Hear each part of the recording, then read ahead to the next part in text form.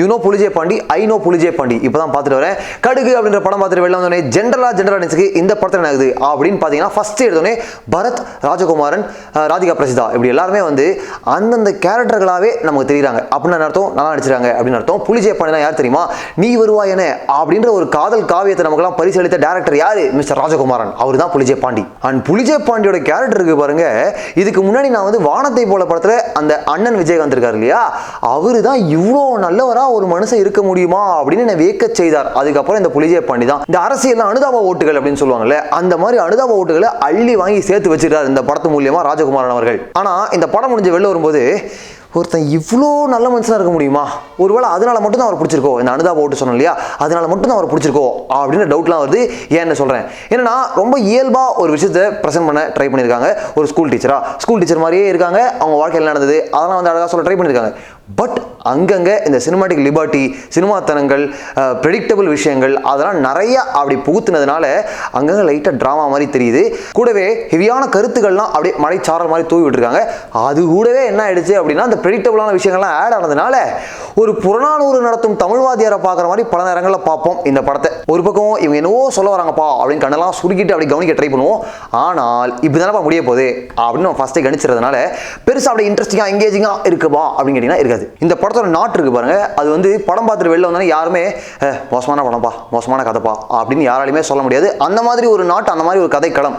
ஆனால் ஒரே ஒரு விஷயம் தான், ரொம்ப யூஷுவல் வேலை ட்ரீட் பண்ணிட்டாங்களோ பல இடங்களில், அது மட்டும் தான் நமக்கு தோணுது. நெக்ஸ்ட் டீட்டெயிலான இந்த ஆடியன்ஸுக்கு ஃபர்ஸ்ட் ஷாட்டே இந்த படத்தில் அப்படியே ரொம்ப லெங்க்த்து கட்டே இல்லாமல் ஒரு கண்டினியூஸ் ஷாட் சூப்பராகும் பார்க்குறதுக்கு.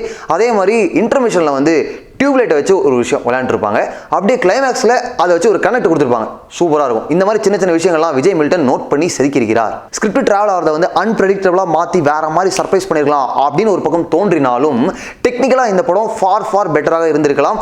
ஏன்னா மியூசிக்காக இருக்கட்டும், எடிட்டிங்காக இருக்கட்டும், விஷுவல்ஸாக இருக்கட்டும், இன்னும் பெட்டராக இருந்ததுன்னா இந்த படம் இன்னுமே ஒரு பெட்டர் இம்பாக்டை கொடுத்துறதுக்கான வாய்ப்பு நிறைய. இந்த டியூப்லைட் மேட்டர் சொன்னல, அதே மாதிரி டயலாக்ஸுக்கும் கண்டிப்பாக விஜய் மில்டனை பாராட்டே ஆகணும். பல இடங்களில் அடடா அப்படின்லாம் தோணும்.